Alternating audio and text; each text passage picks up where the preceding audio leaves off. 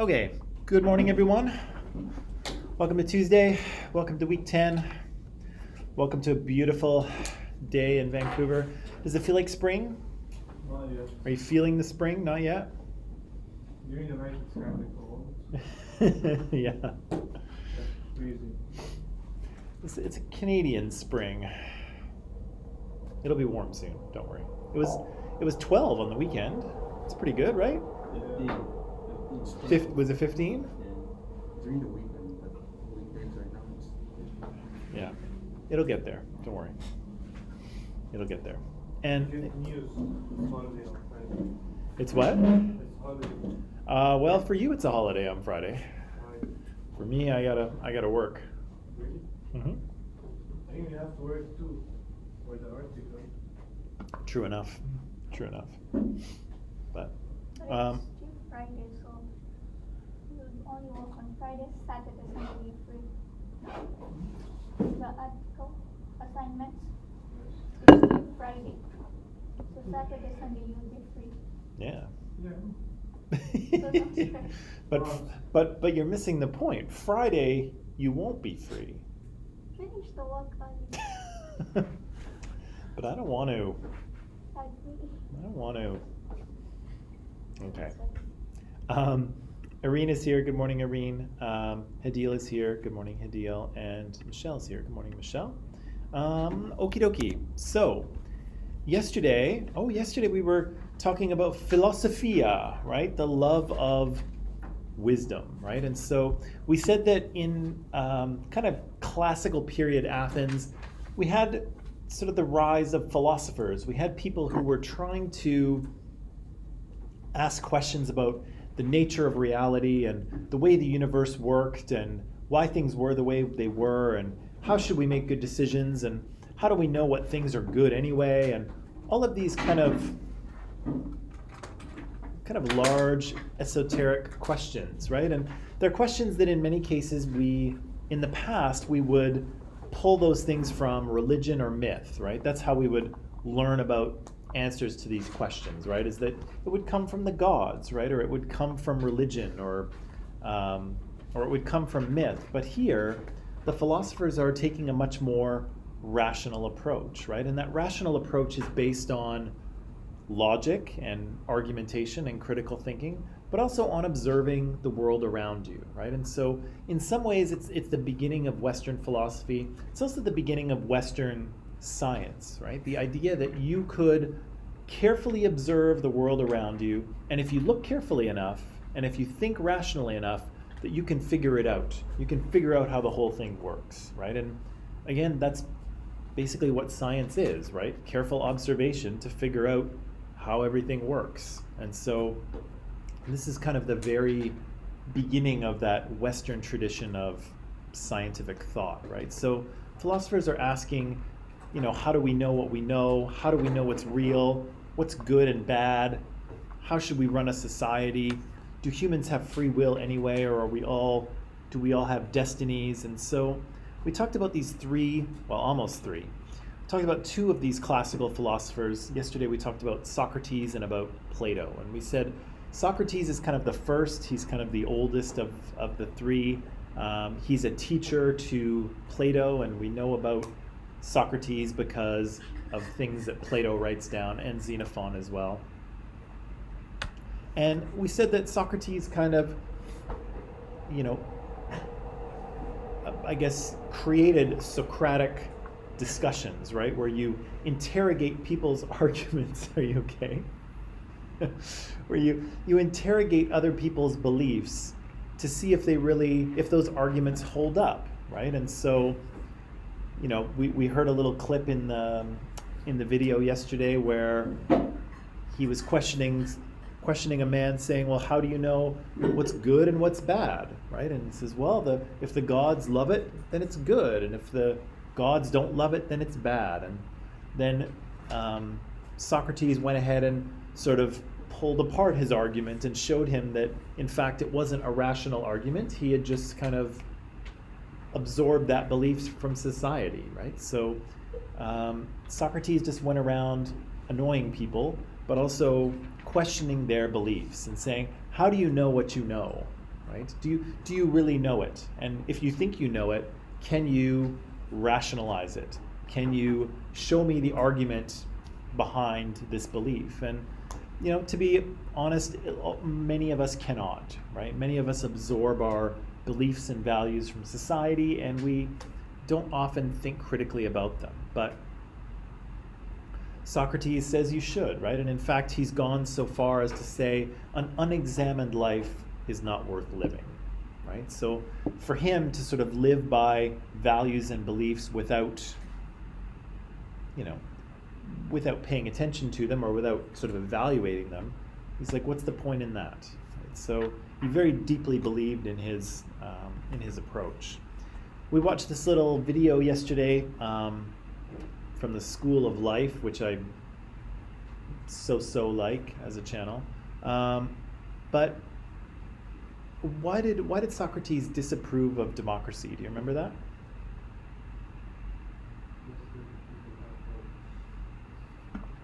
Stupid people can't vote. Give that to me in a slightly more eloquent way.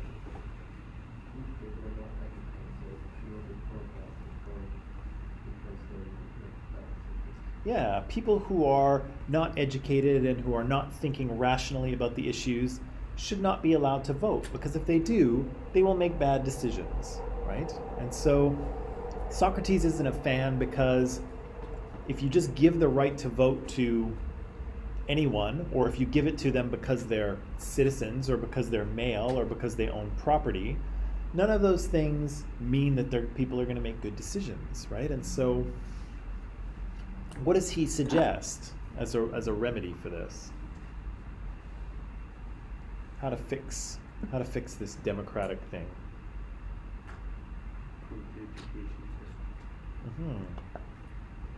Yeah, improving the education system, right?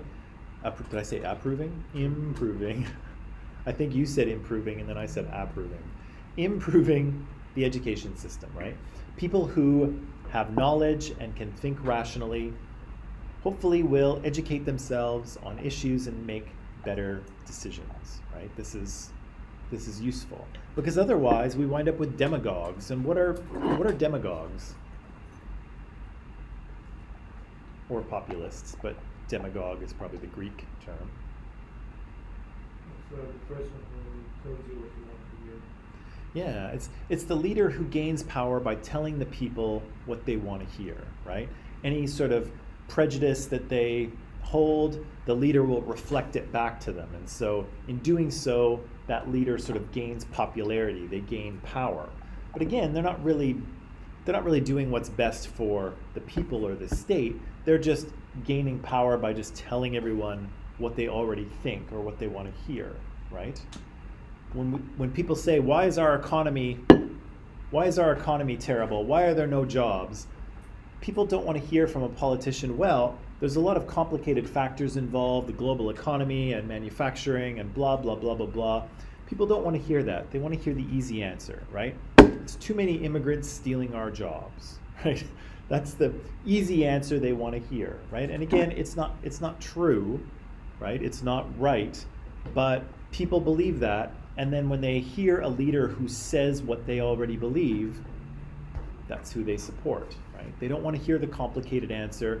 They want to hear someone who tells them what they already feel is true, right? And again, Trump got a lot of mileage from that because he said a lot of things that people already thought were true, even though they were very clearly not, right? And so he's a classic demagogue. He's a classic populist, tapping into what people think they're annoyed about or what people already think they know, and just kind of saying it back to them, right? Regardless of truth.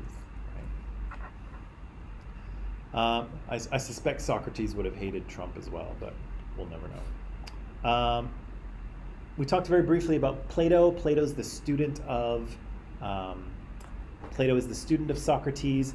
Wrote all kinds of books, of which we actually have copies of them, so we have been able to read all of his works. He founds the Academy in Athens, which is kind of the first university in the sort of Western tradition of it anyway. Yeah, and so amazingly, we have all of this guy's writings from 2,500 years ago. I threw some Plato quotes at you, which I thought were reasonably wise things to say. And we watched a little video on him too. And what did he say eudaimonia was? Eudaimonia. I think there was an I in there. Yeah, fulfillment, right? And we talked a little bit about it yesterday, that it was kind of this, I don't know, state or feeling of contentment, like everything is good, everything is settled. You have all of the things that you require to feel content and satisfied. He had 4 big ideas. Do you remember what they were? Think more, right? And what was the sort of context of that? Have your own opinions? Yeah, have your own opinions, right? Often popular opinion, we tend to absorb and adopt popular opinions without really thinking too much about whether or not we should believe it or not. So he's saying, yes, think critically. What else did he say? Think more. Or the video said think more. What do you say about thinking? Mm-hmm. To just think more. Because everything you have to think more about your decisions. Right. Think more about your decisions. Don't go along with popular opinion. Often your emotions will try to carry you in one direction or another, and that's fine, but try to think logically about the choices you make, right? Don't just let your emotions do all the thinking for you, right? What was the second one? Do you remember? Let your lover change you, right? What was that about? Yeah, kind of inspiring each other to be the best that they can possibly be, right? Which again is kind of strange, because I don't know if this is true of you, you guys may disagree, but I feel like here in the West there's this idea that in order to kind of fall in love, you have to be perfect, right? Or you have to find the perfect person. And Plato here is saying, actually not the case. Nobody's perfect, right? Find someone who will inspire you to be better, right? Someone who can teach you the things that you lack, right? The skills and the sort of virtues that you don't have. Find someone who has those virtues and they can help inspire you to do better. Right? So again, kind of, I think different from some of the sentiments we hear in the Western world, but interesting. What was the third one?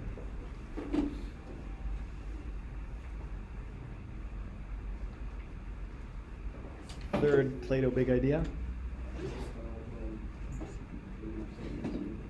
Yeah, I think it was decode the message of beauty, I think is what they said, right? And what does that mean?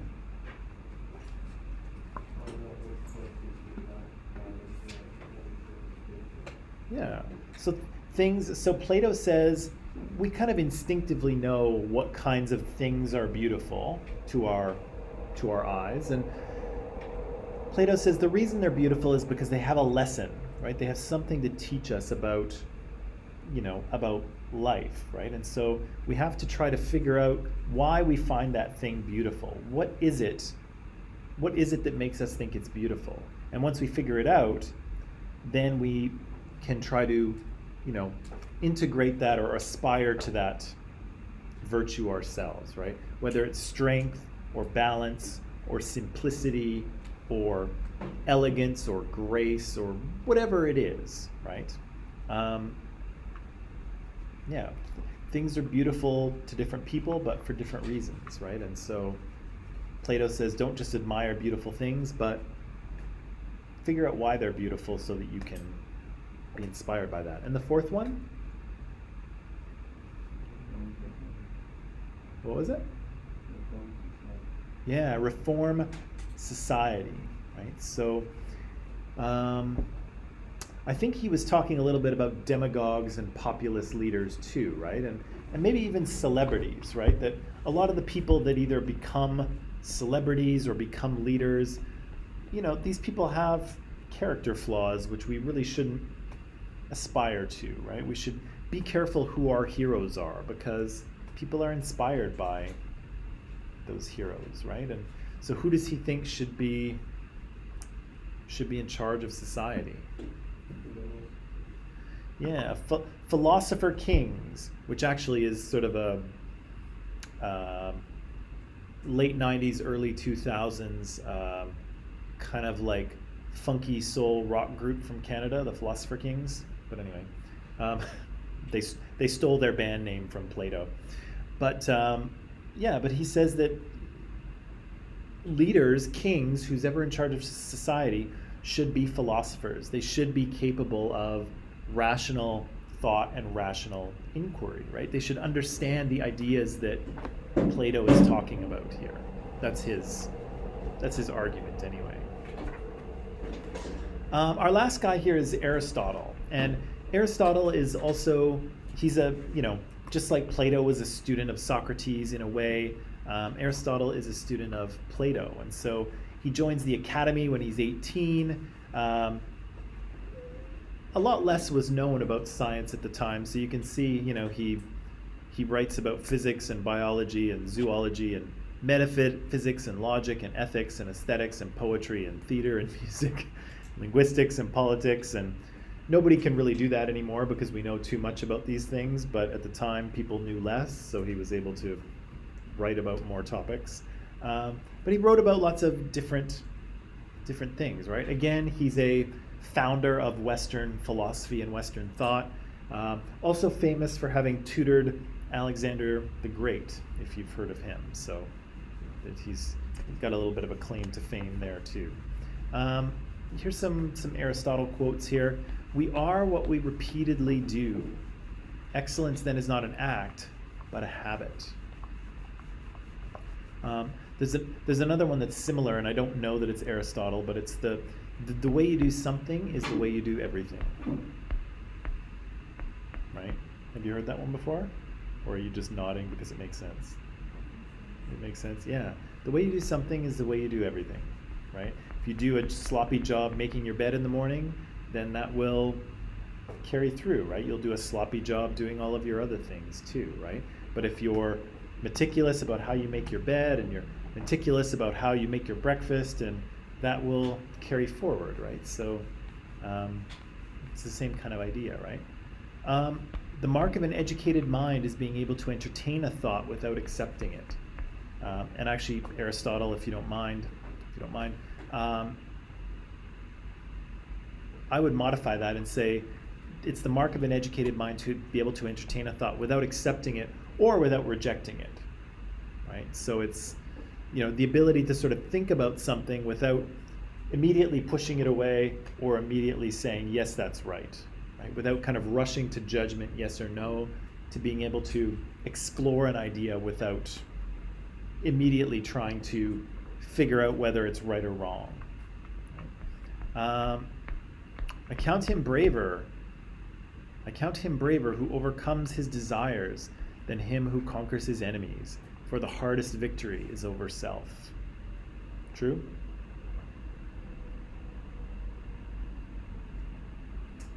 I don't know. I think it's true. It's much harder to convince yourself to do things than to convince other people to do things sometimes. Let's see. Oh yeah. So that's kind of it for philosophy. I just wanted to add in a few little bits of Greek art and architecture and things like that, just for sake of interest. We said that the Greek world is very influential and inspiring to the Western world. We have taken a lot from the Greeks, and in part it's because the Romans took a lot from the Greeks and we took a lot from the Romans, but we also, in the West here, we also look back to ancient Greece as well. And so, as we said earlier, the birthplace of kind of the Western approach to science and philosophy comes from Athens. Our inspiration for our democracy comes from Athens and later from the Roman Republic. Lots of our art whether it's sculpture or architecture, has sort of Greek influence, and so we've taken a lot from this culture to sort of build what is kind of Western European culture. One thing you'll see quite frequently is Greek columns, and so again, these were the things holding up the roof of Greek temples thousands of years ago, but we've continued to use these kind of architectural cues, I guess, architectural cues in modern buildings. Obviously, we don't need our columns to look like this. We build with metal beams nowadays, but we still like to, right? There's some sort of like, I don't know, elegance or timelessness that, you know, people find in Greek columns. There's a few types here which you don't really need to know: Doric columns and Ionic columns and Corinthian columns. Whoops. If you took Greek art history like I did, you'll see that there's lots of different parts to Greek temples and sort of architectural details, which I won't ask you to remember. But again, you can see these styling cues in the modern world all over the place. Anyone been to Vancouver Art Gallery, or at least walked by the outside?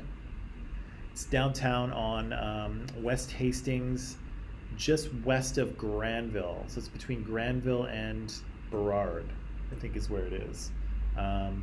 Yeah, and you can pretty clearly see these Ionic columns, and it looks like a Greek temple, right? The front looks like a Greek temple. Same thing here. This is, I'm from Edmonton originally, and this is the provincial government building in Edmonton. And so I had a new camera at the time, so I went out at night and took a bunch of pictures to play around with the camera settings, but this is one picture I took. And yeah, you can see like it's the provincial legislature, it's the government of Alberta, but it looks like a Greek temple from the front.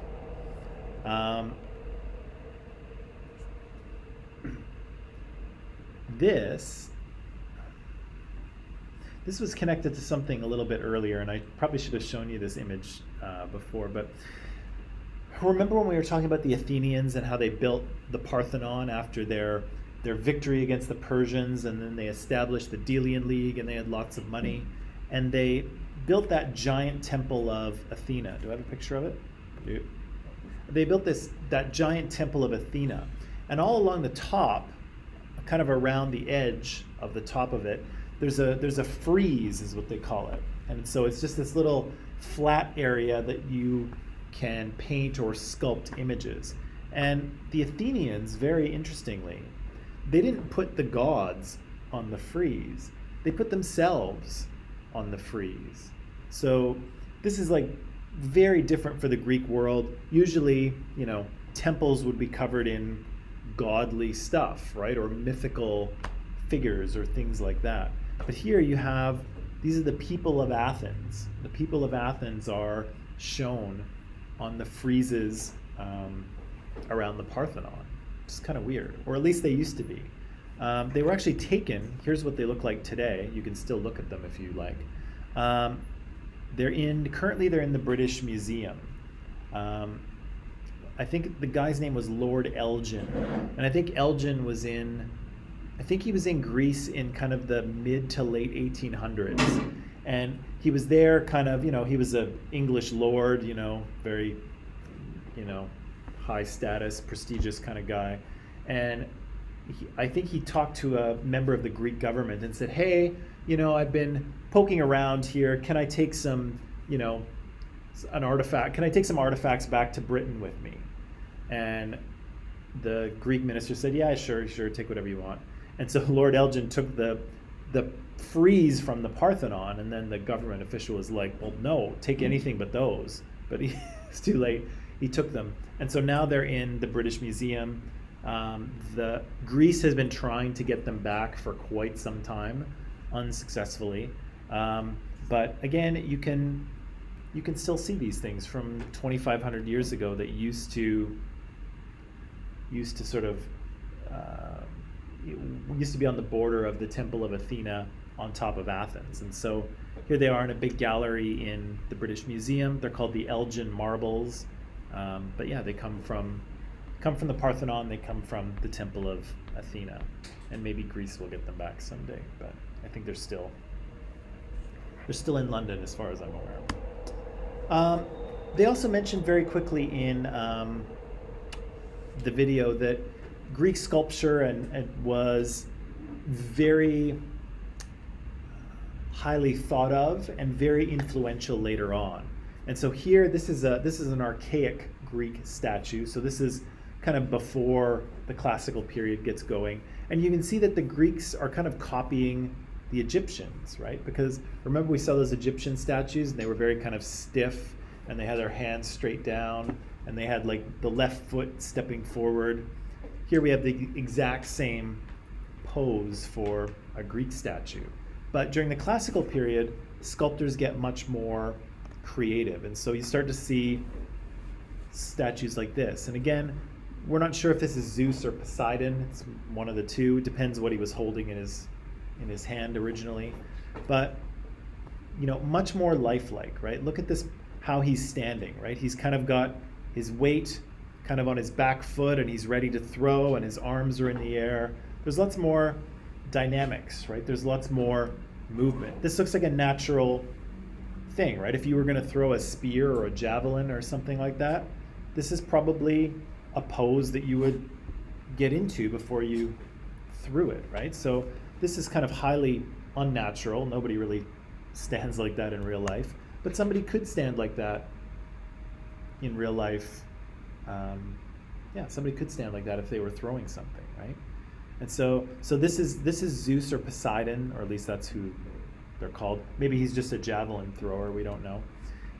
This is Polydorus, I think, who is I think he is a character in Greek myth, but I can't remember what the story is. But again, you can see he's very natural looking, right? He's kind of leaning on. He's got his weight on one foot, right? You can see his left foot is kind of off the ground a little bit, so he's just kind of leaning. His hips are kind of tilted, and this is just kind of a normal, natural way that someone might stand. Here, oh man, what is her name? Her name escapes me.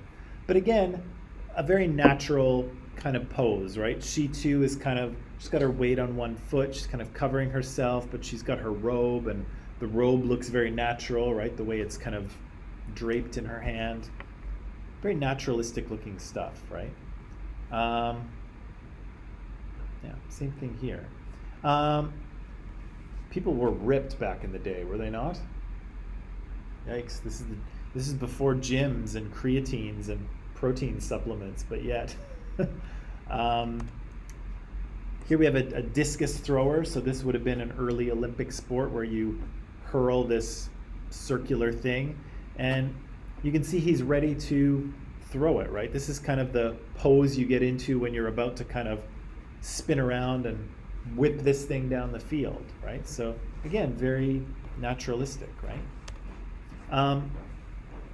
And these things will inspire the Romans, and so the Romans will basically copy a lot of these. So they'll copy these sculptures directly, or they'll be inspired by them and they'll copy in the same sort of style. And so you'll see lots of these types of sculptures coming from Rome because the Romans looked at the Greeks, were very impressed, and heavily borrowed from them.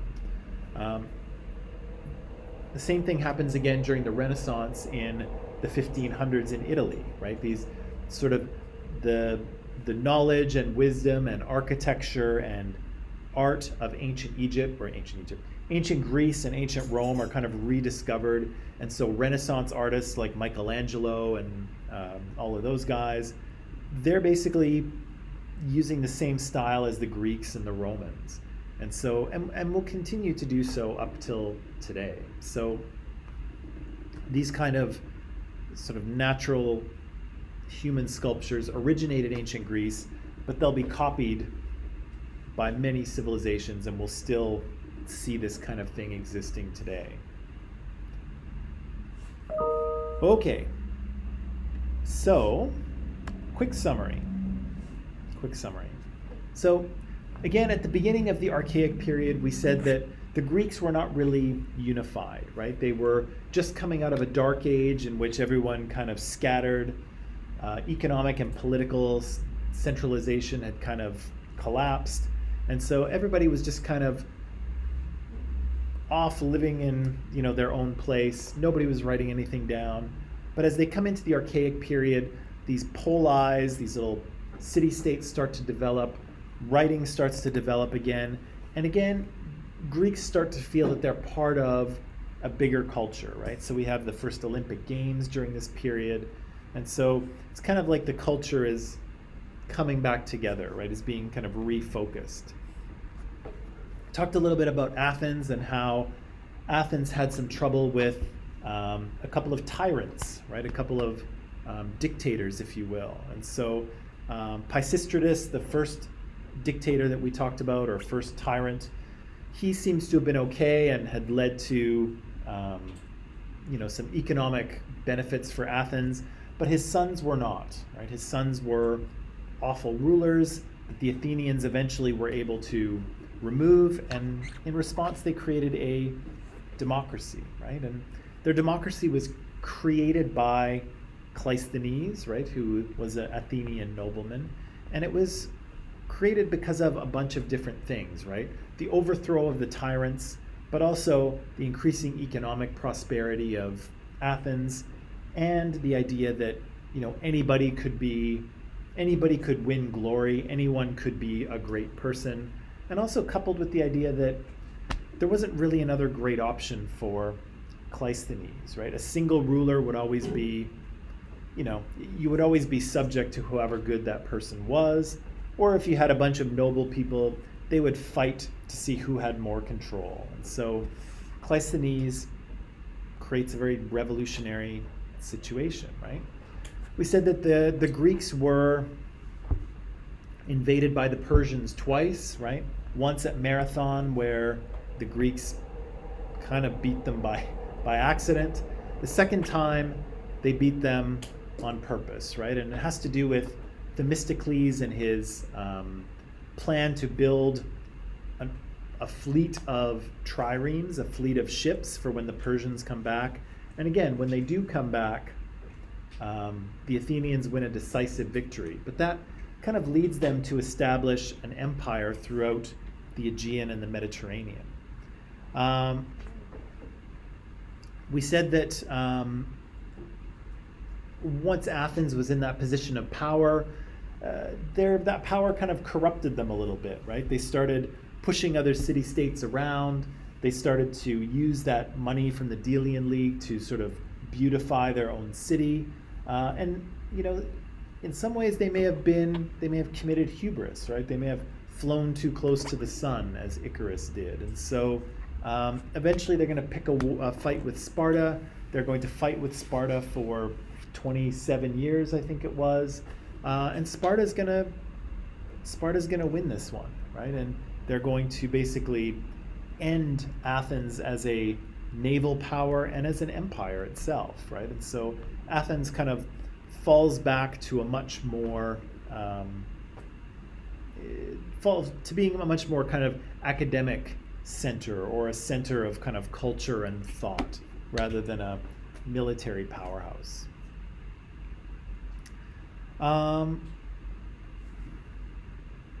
Yeah, I think that was pretty much the story. To just continue it on a little bit, after the end of the Peloponnesian War, really no other Greek city-state is able to dominate the Greek world the way that the Athenians had, right? So the Spartans kind of had defeated Athens, but the Spartans were always a little bit isolationist. They always kind of kept to themselves. And so they didn't go on to sort of dominate the entire Greek world. They kind of just ended the war with Athens, and, then it went back to kind of business as usual, where Greek city-states are constantly fighting or allying with each other, but, nobody's ever just able to gain control of the whole thing until Philip of Macedon. And so Philip comes from the north part of Greece. Macedonia is that northern part. He kind of gains power up there, Philip does, and then he goes on to conquer Greece itself. And so he conquers Athens and Sparta and Corinth and really all of those Greek city-states, and he brings them under his kingdom. And this is kind of the beginning of what they call the Hellenistic period. And so in the Hellenistic period, Greece is not independent. These little city-states that we've come to know and love are not independent. They are first under the control of Philip, and later of his son Alexander, right? And so if you know anything about Alexander, this is our little timeline here. Alexander will go on to conquer really all of this. And very interestingly, Alexander was heavily inspired by the Greek epic poem, the Iliad. So in the Iliad, there's a classic hero, Achilles. If you see that movie Troy, it's Brad Pitt. Alexander is heavily inspired by Brad Pitt's character Achilles, and he wants to be a glorious warrior. And that's kind of exactly what he sets out to be. And so Alexander goes on a tear for a number of decades and conquers basically the entire known world, right? So you can see his father has kind of mostly taken over Greece, and you can see Macedon to the north of Greece there. And Alexander continues into Asia Minor. He conquers Egypt. He moves off into Central Asia, and I think it's the Parthians who are there at the time, and he conquers them. And he goes all the way to the Indus River Valley and almost to the Himalayas. By the time, at which point his generals say, "Okay, Alexander, time out. This is ridiculous. We don't know what we're doing anymore. We're just conquering and conquering. We haven't been home in 20 years. We're done," right? So Alexander is kind of forced to turn back once he arrives at India. We mentioned that one of Alexander's generals has a little run-in with Chandragupta Maurya, if you remember. So one of Alexander's generals, Seleucus, is the one who interacts with the Mauryan Empire. So this is kind of a connection to that period as well. Alexander didn't really have a plan when he conquered all this. So he wasn't really trying to create an empire. He was really just he just liked going to war and winning battles. So he did. So he would go into, say, Egypt, and with his army, he would conquer them and say, "Okay, you're in my empire now, right? You're under the control of Alexander? Yes, Alexander, we yield to you. Okay, see ya." And he took off to conquer the next thing. And so it was kind of not really an empire because it didn't really have a governance structure. He wasn't trying to control that whole area. He just wanted to conquer things. And so he just kept conquering things until his generals pulled the plug on him. And he actually died shortly thereafter. And so this huge empire was divided into three by his three main generals. And so here you can see Seleucus here took that grayish green color. Seleucus was in charge of that part of the empire. Antigonus was his other general who took what's now kind of Asia Minor. And Ptolemy, who was the third general of Alexander, takes over Egypt, right? And so those three generals and their descendants will kind of rule those areas for hundreds of years to come. And again, I mentioned in ancient Egypt, most of us are familiar with Cleopatra, who's kind of the pharaoh of Egypt in about 30 BC or so, but she's a descendant of Ptolemy, so she's not an Egyptian. She's a Greek, or she's a Macedonian actually.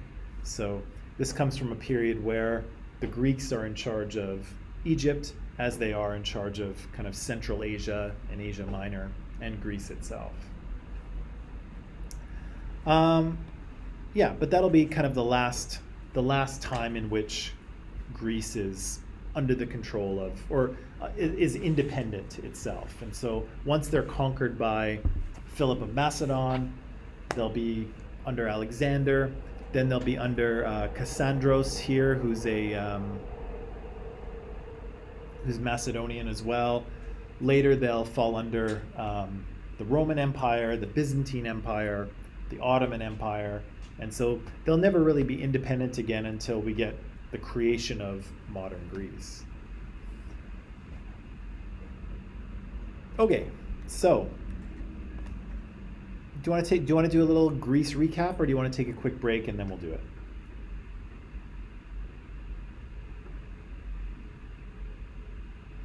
Okay, quick break and then we'll do it. Okay? All right, so I'll see you in 10 and we'll do a little review of Greece before moving on to Roma.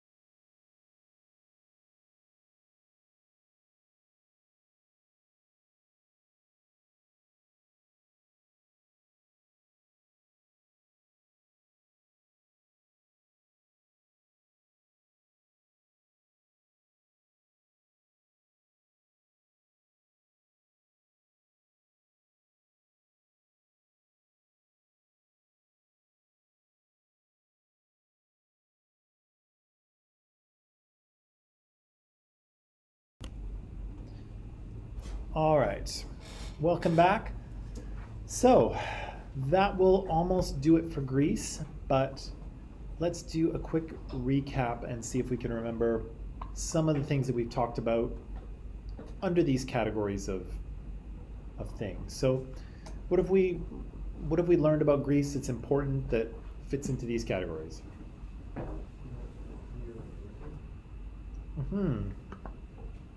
It's not near a river, and why is that? Why is that important? Why is that of note?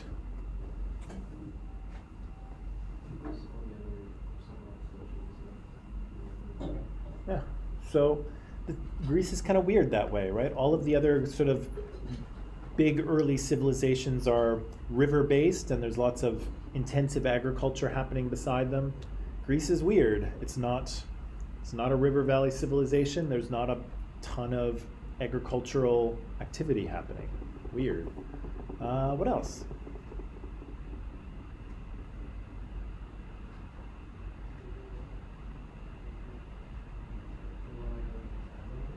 What's that? Yeah, I guess there's a little more reliance on animals, right? So they herded goats and sheep for sure. They did lots of fishing. What else did they rely on in terms of food? Crops. Yeah, what kind though? They're grown without planting them. They were grown how? What? Without planting underneath. Oh, no, I wouldn't say that. They did do a bit of farming, just not the type of farming that, Egypt did, per se. What's that?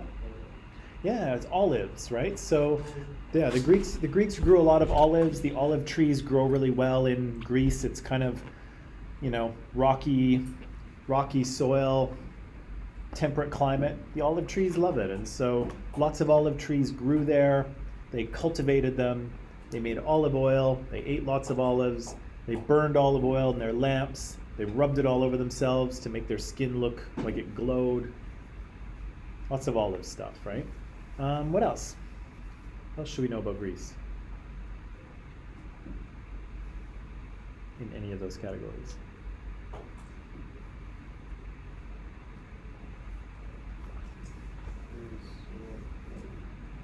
There's what?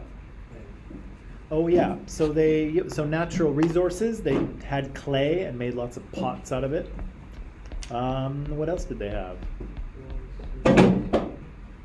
Yeah, bronze and silver, and of course the discovery of silver plays an important role in the story of Athens. What else? So no, Yeah. the shields, were they made out of gold? Out of gold? Doubtful. I highly doubt it. Or did the color of gold? Gold in the ancient world was, in at least the ancient Mediterranean world, was prized, so it was expensive, but gold is really soft. You don't want...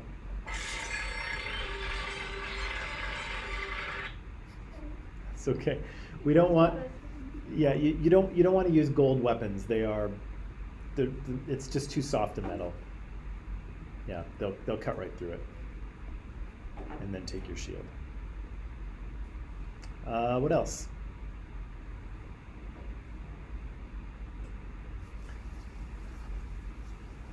We believe in fate, right? Something like that. Yeah, there seemed to be a big belief in fate or destiny in ancient Greece, right? To the point where you could not escape it. Didn't matter what you did, right? And that was sort of the basic element of Greek tragedies, right? Is that a character was, doomed to a certain fate, and it doesn't matter how hard they try or what choices they make. Eventually, they will achieve their destiny. Tragic. What else? They believe in many gods. Yep, got lots of gods. What do we call that? Yeah, polytheism, right? So we have multiple gods. What else? What else should we know and remember about Greece? they're separated into two categories, like the Spartan religion. Well, yeah, they were separated into different categories, but what's maybe a more specific way of saying that? Their beliefs and culture. Yeah, their beliefs and culture. They're citizens of. Oh, they're city-states. Yeah, there's different city-states which are called polis or a polis, right? Yeah, there's a bunch of different polis throughout the Greek world, and yeah, they're all Greek, but they're kind of culturally and administratively different, right? And again, Athens and Sparta are a classic example of two places that are very much Greek. They're not that far apart, but holy cow, different worlds, right? Living in one is totally different from living in another one. What else?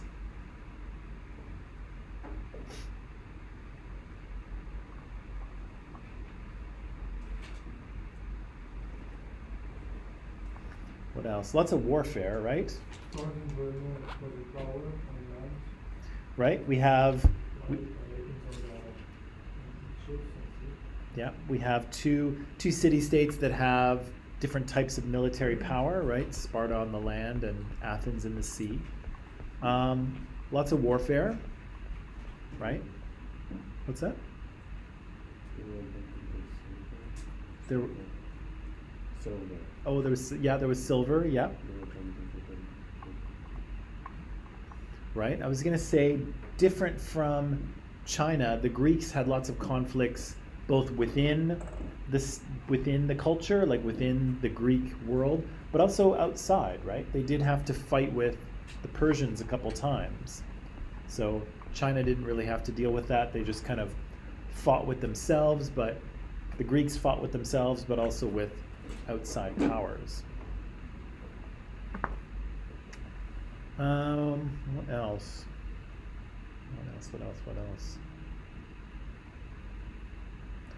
What about values and beliefs? So that the sort of idea of fate and destiny, but what else? Okay. The idea that city-states, that a polis was only successful if everyone worked together, right? And we could see that in sort of the form of government, but we also saw it, how else? Yeah, in warfare. And what did we talk about in regard?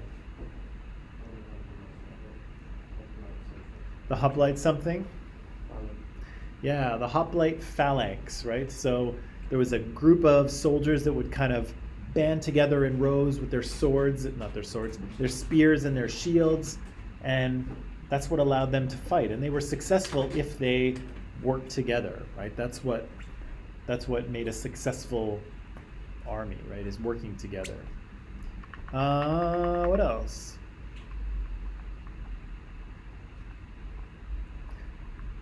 Athens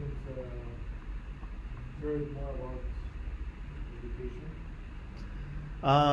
Yeah, there was definitely education going on, both in houses, right? There were pedagogos, there were teachers that tutored students who, had the money. But also there were guys like Socrates and Plato running around, right? Trying to learn things about the world. I have a question about the Spartans. We know that the Spartans used to kill the kids if they weren't strong. Did they only kill the boys or also the girls? Both, I think.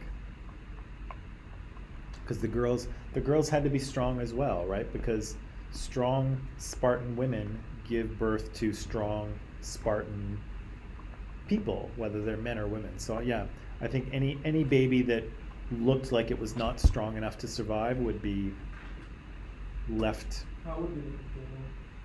How would they know? I'm not really sure.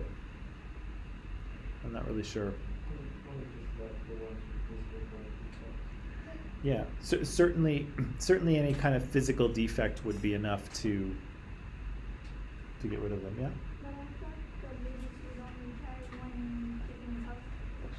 Well,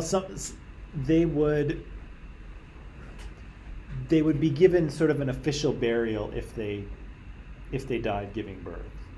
Yeah, but the children, an elder or someone would look at them, and if they didn't seem strong enough, or if there was something wrong with them, they would be left in the mountain to die, which is hardcore. What else? I guess we could say for interactions and exchanges, we could say that the Greeks were pretty avid traders throughout the Mediterranean world. So they did a lot of sailing from very early on. They had lots of polises scattered around the Mediterranean, and there was always lots of Greek trade going back and forth. And so people were kind of aware of the Greeks in the ancient world, and the Greeks were aware of other cultures, right? Because they were always moving around and trading and sailing around the Mediterranean world. Sorry. What else? Environment, politics, power, authority, governance. Values and beliefs. Is there any more to values and beliefs? They did not. Yeah, they didn't necessarily worship the gods equally, right? You would talk to certain gods at certain times, or you might have a god that protects your city-state that you might deal with more often. Yeah. We should definitely mention that idea of hubris. What was that?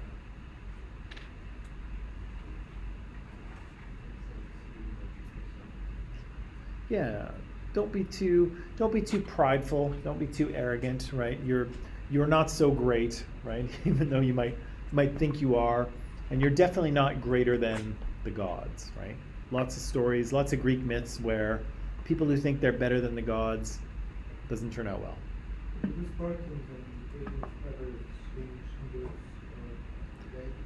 Did the Spartans and the Athenians ever exchange what? Supplies or like goods or food.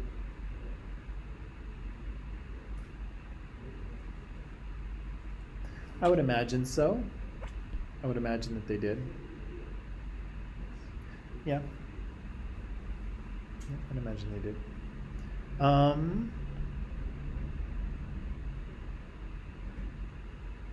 Values and beliefs. So there's hubris, destiny.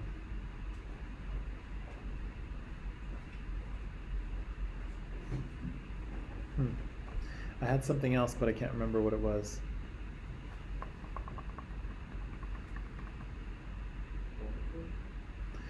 All right.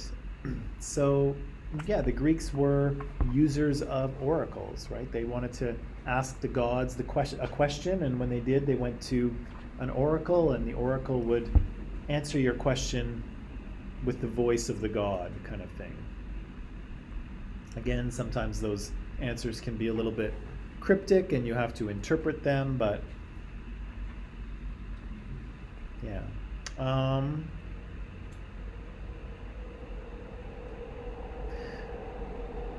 I guess one of those values, at least from Athens anyway, was democracy itself as a value, right? And even though we watched that film, and the film was trying to teach us that, it's important for us to see the Athenian democracy for what it was, not for how we want to see it, right? So the Western world kind of wants to see ancient Athens as this sort of kind of utopia-like ancient city with all these smart people running around, and democracy, and all kinds of good things are being done.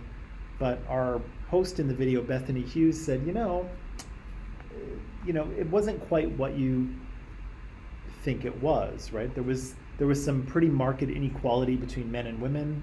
Women had no voice in the democracy, nor did poorer people at the beginning, and often those democracies did bad things, right? We saw in the TED Ed video where the Athenians voted to execute all of the male members of a city-state and enslave their women and children. Horrible, right? But democratic, but democracies can do horrible things too, right? They can vote for bad things as well. Anything else? Anything else?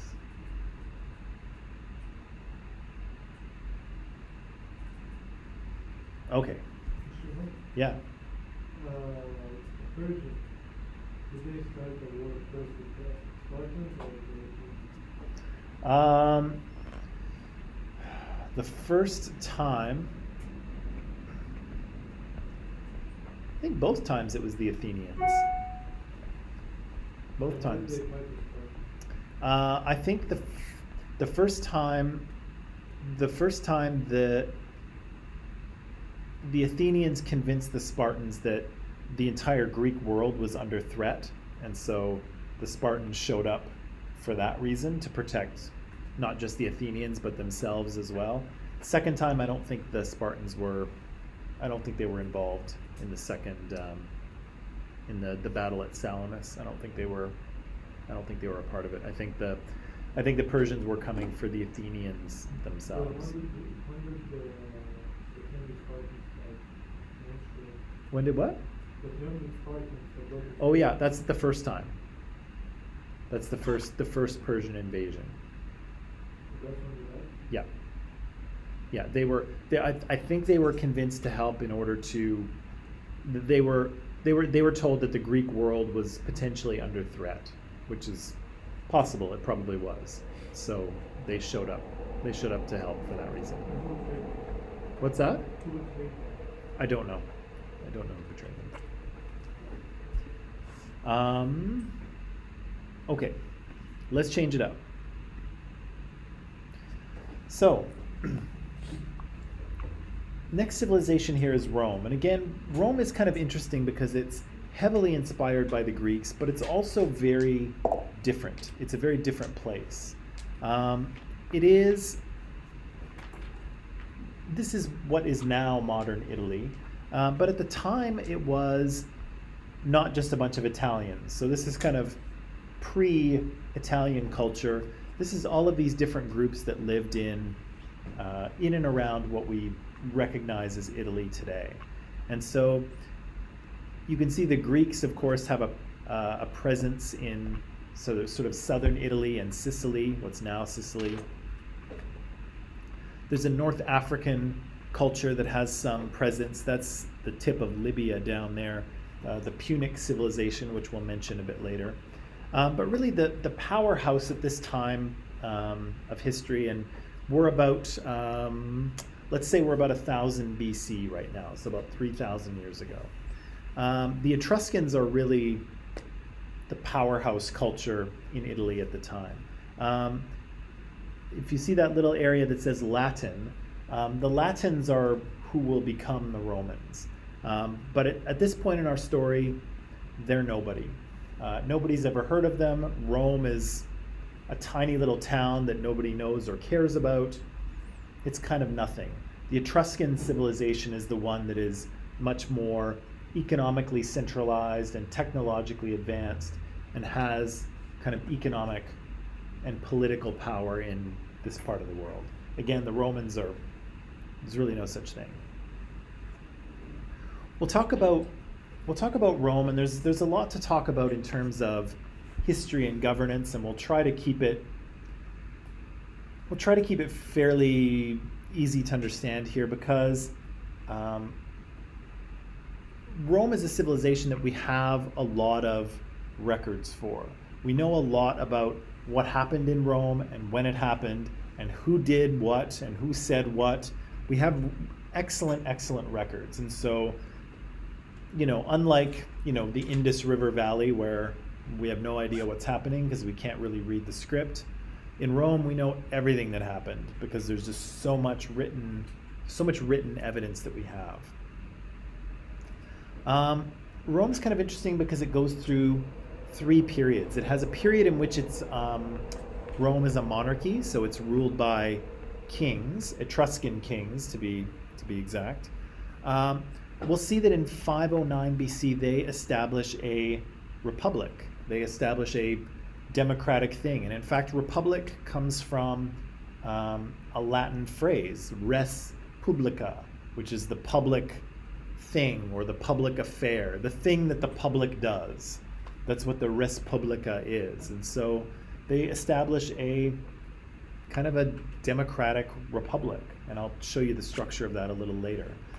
But after about 500 years, we will see that the republic has kind of, well, what's the word I can use?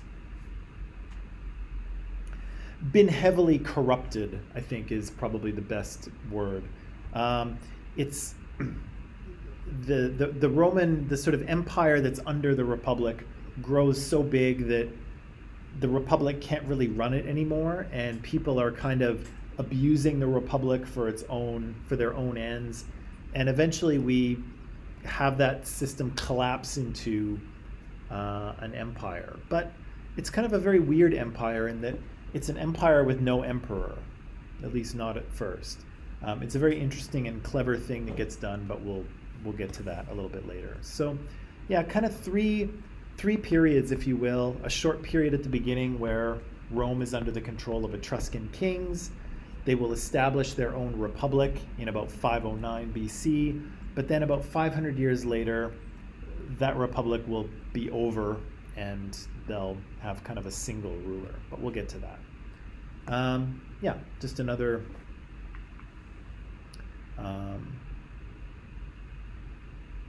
a more detailed timeline. We'll talk about a few of these things. We'll talk about the Gracchus period. We'll talk about Marius and Sulla and the late Republic. We'll talk about Julius Caesar, who, I missed it, but just yesterday was the day in which Julius Caesar was murdered. So in 44 BC, March 15th, stabbed to death on the floor of the Senate. Yeah, that was the anniversary of his death just yesterday. So we'll talk about a few of these things in a little more detail, but not all of them, because really there's a massive amount of history to the Roman Republic and Empire, and we could easily spend the whole course doing it. And in fact, I have in university. I've spent several courses. Actually, I think I just took two full courses just on the Roman Republic. So there's a lot to talk about here. Yeah, so to start with, ancient Rome is basically nothing. Okay, so we're starting out about 800 or 900 BCE, so almost 3,000 years ago. Rome is, as I say, a little village that nobody knows or cares about. Again, it's going to grow pretty substantially from that, and it's going to grow so powerful that it creates a massive empire in the known world. There's a point in history where, I think the number is that 20% of the world's population will live in the Roman Empire. 1 in 5 humans on the planet are part of the Roman Empire at one point. And so, again, it's going to rise from being nothing to being the most powerful entity on the planet. Again, Roman civilization is important because it inspires a lot of things in the Western world. And so we've here in the West, we've taken a lot of elements of warfare, technology, language. Lots of the English language, or at least the language of science, is taken from Latin. Our governmental system, the founding fathers of the United States were heavily influenced by the Roman Republic. The blueprint for the United States and the way it is now is the Roman Republic. That's what they patterned it on. And so, oh yeah, I do have that stat. So yeah, at one point in history, 50 to 90 million people are living in the Roman Empire, which is huge, right? There's only 35 million people living in Canada, right? That's easily double that number of people living under Rome, which is unbelievable, right? Massive for the ancient world. Right, so I said we're going to start out with, oh yeah. Do I want to do that? Remus and Romulus and Lucretia? Hang on. Let me start with this before we get to that. Again, I said that the powerhouse of the day were the Etruscans, right? And Rome is, one of the things that you'll see about Rome is really good at borrowing things. And so when Rome sees a good idea, they take it. It doesn't matter if it comes from an ally or an enemy or whatever. To the Romans, a good idea is a good idea. And they're very good at innovating, but they're also very good at borrowing other people's ideas. And so they will borrow a lot of things from the Etruscan culture that lives just to the north of them. See, the Etruscans here were making fancy bronze statues just like the Greeks were. Maybe not quite as naturalistic as the Greeks, but still pretty impressive. One of the things that kind of comes out of ancient history about the Etruscans is that they had a very different relationship with women than the Greek world did.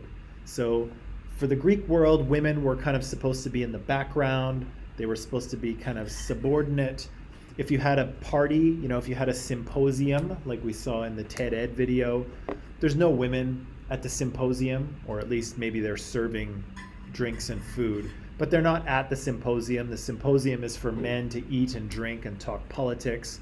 But the Etruscans would have women at these parties, and the women would be exchanging views with the men. And so it was kind of a much more equal society in some ways than some of the Greeks would be used to. And the Greeks actually wrote about the Etruscans being like, ugh, the Etruscans and their, loose morals and all sorts of things, because they had a lot more kind of, they had a little more equality towards women. This actually is a sarcophagus. This is a coffin for an Etruscan woman.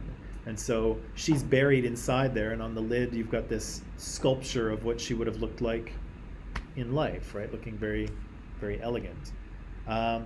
Here's another one that's kind of interesting too. Again, it's atop a sarcophagus, a coffin for a husband and wife, and here they are, right? They're kind of, reclining on a sofa, kind of cuddling, right? And it's cute, and it's something you don't often see in the ancient world, right? Usually you see things are a lot more formal, or men and women are not sort of portrayed together, but here they're kind of cuddling, right? Which is different and interesting. This is another bronze from the Etruscan period. This is does anyone know what this is? Yeah, it's a chimera. Do you know the story of the chimera? No? It's a Greek monster. It's a myth of Greek monster, and it's killed by a prince called Bellerophon, and I think that's all I remember of the myth, to be honest. But as you can see, it's a very odd lion-like snake goat creature, kind of strange. But you can see they're very technologically advanced. The Etruscans are. Oh yeah, and then I've got the video. Okay, so I've got some video to watch. Well, do you want to watch some of the video? Let's watch some of the video, because we've got 15 minutes left, and that's actually probably a good introduction to what we're talking about. So for online people, the video is actually in Microsoft Teams. So if you go to Microsoft Teams and you go to Files, you will find the video there, and it says Class 42 Rome. So the video will be there. And so maybe what we'll do is we'll watch 15 minutes of this, and that'll bring us to the end of class. And then tomorrow we'll be able to start reading that section of the text on Remus and Romulus, I think, if everything lines up properly, okay? So maybe what I'll do for online people, I'll let you go now, watch 15 minutes of the video, and then come back tomorrow and we'll start with the story of Remus and Romulus, because that's where Rome starts, mythologically anyway. Okay, so online people, I'll let you do that. I'll see you tomorrow. Have a nice afternoon, and we'll watch 15 minutes here as well.